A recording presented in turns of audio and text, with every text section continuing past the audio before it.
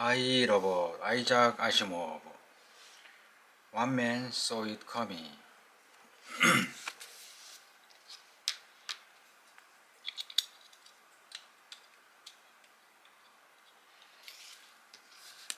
Loud voice outside door brought her to a halt. She turned away, fist clenched spasmodically, and when Bogart and Lanning entered, she was at the far window. Neither of them paid her the slightest attention. They approached the hobby simultaneously, Lanning angry and impatient, Bogart coldly sardonic.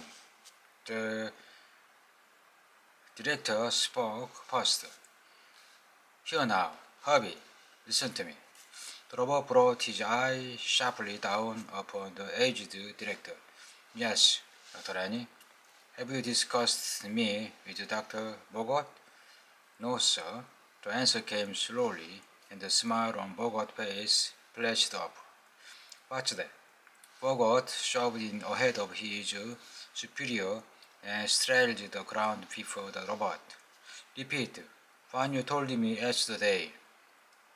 I said that. Herbie fell silent. Deep within him, the metallic diagram vibrated in soft discord. Don't you say he had resigned? Roared Bogart. Answer me. Bogart raised his arm frantically, but Lanning pushed him aside.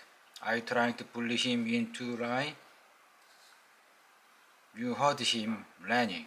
He began to say yes, and stopped. Get out of my way. I want the truth out of him. Understand? I'll ask him. Lanning turned to the robot. All right, Herbie. Take it easy. Have I resigned? Herbie stared, and Lanning repeated anxiously.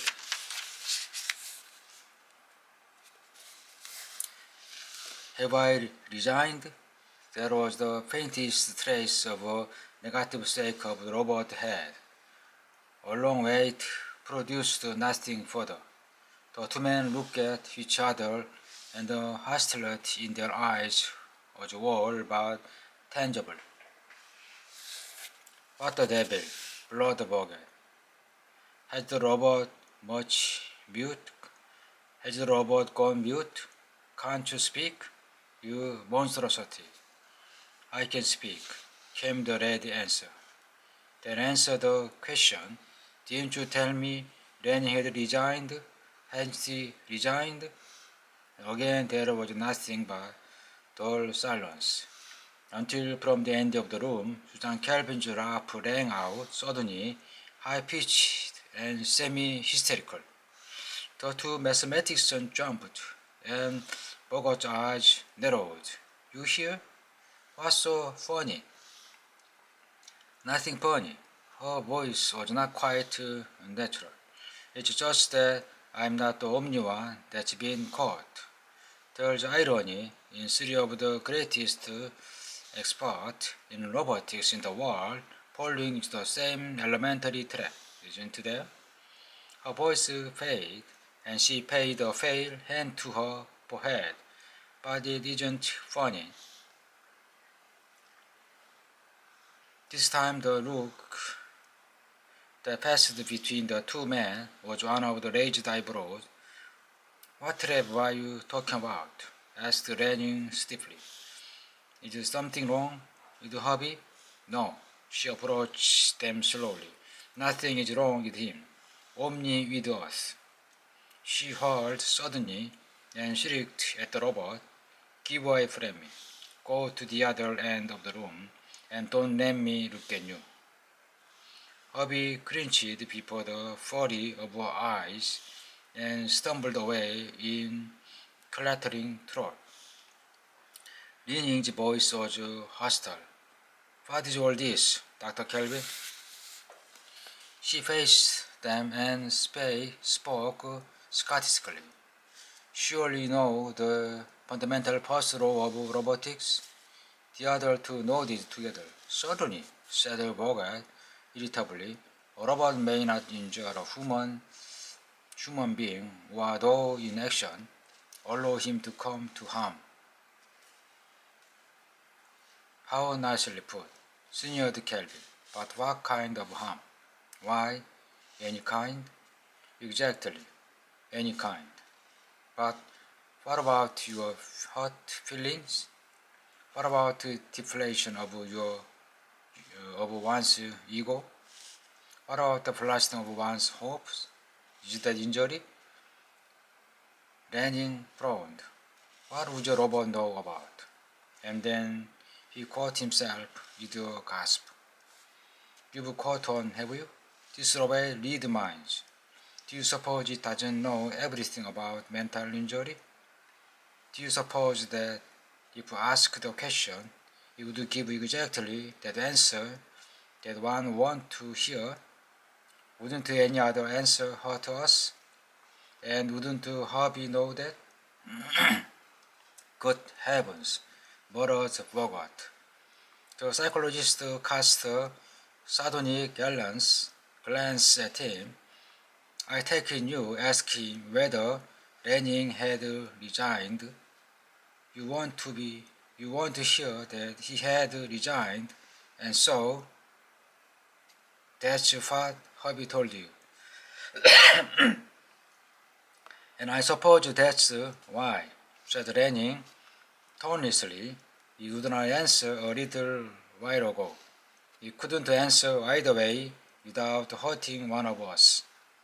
There was a short pause in which the man looked softly across the room in the robot, crouching in the chair by the bookcase, head resting in one hand.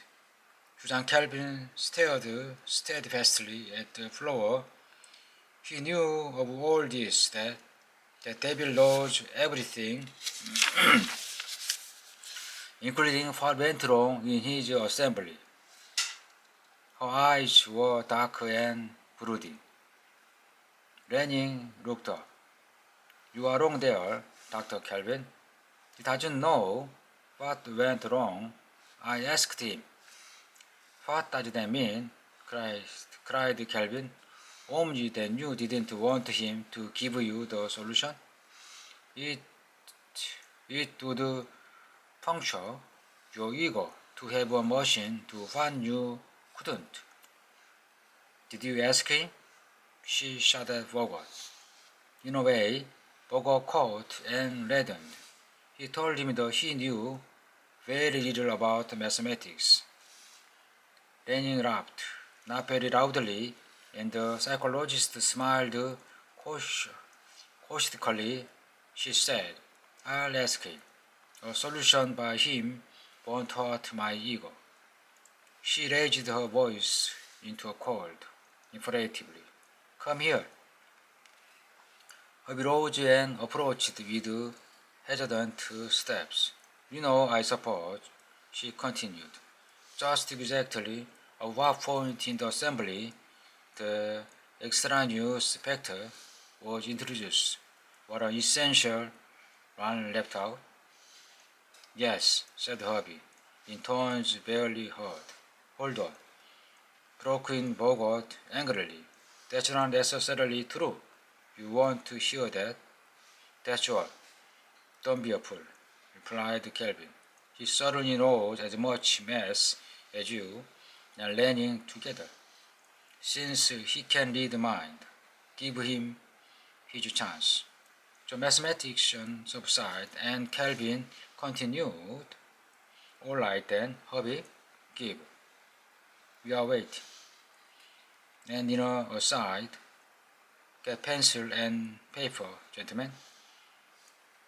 But Herbie remained silent, and there was a triumph in psychologist's voice. Why don't you answer, Herbie? The robot blurted out suddenly. I cannot. You know, I cannot. Dr. Bogart and Dr. Lenin doesn't want me to. They want the solution, but not from me.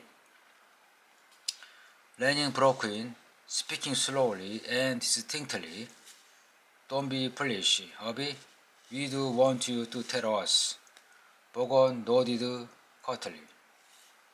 Hobby's voice rose in wild height. What's the use of saying that? Don't you suppose that I can see past the superficial skin of your mind? Down below, you don't want me to. I'm a machine, given the imitation of life, only by virtue of the positronic interplay in my brain, which is man's device. You cannot lose face to me without being hurt. That's deep in your mind and won't be erased. I can't give the solution. We'll leave, said Dr. Lanning. Tell Kevin. That would make no differences, cried Hobby, since you would know anyway that it was I that was supplying the answer. Calvin resumed. But you understand, Hobby, that despite that, Doctors Lanning and Bogart want that solution. By their own effort, insisted Hobby. But they want it, and the fact that you have it and won't give it hurt them. You see that, don't you? Yes, yes. And if you tell them, that will hurt them too? Yes, yes. Hobby was retreating slowly, and step by step Susan Calvin advanced. The two men watched in frozen bewilderment. You can't tell them, droned the psychologist slowly, because they would hurt, and you mustn't hurt. But if you don't tell them, you hurt, so you must tell them. If you do, you'll hurt, and you must, so you can't tell them. And if you don't, you hurt, so you must. But if you do, you hurt, so you must. But if you don't, you hurt, so you must. But if you do, you. Hubby was up against the wall, and here he dropped to his knees. Stop, he shrieked. Close your mind. It's full of pain and frustration and hate. I didn't mean it. I tell you, I tried to help. I told you when you wanted to hear. I had to. The psychologist paid no attention. You must tell them. If you do, you hurt. So you must. But if you don't, you hurt. So you must. But the hubby screamed. It was like the whirling of a piccolo many times magnified, still and stiller, till it keened with the terror of the lost soul and filled the room with the piercingness of itself. And when it died into nothingness, Herbie collapsed into a huddled heap of motionless metal. Bogart's face was bloodless. He's dead. No. Susan Kelvin burst into body-wreckling gust into laughter. Not dead. Merely insane. I confronted him with the insoluble dilemma and broke down. You can scrap him now, because he'll never speak again.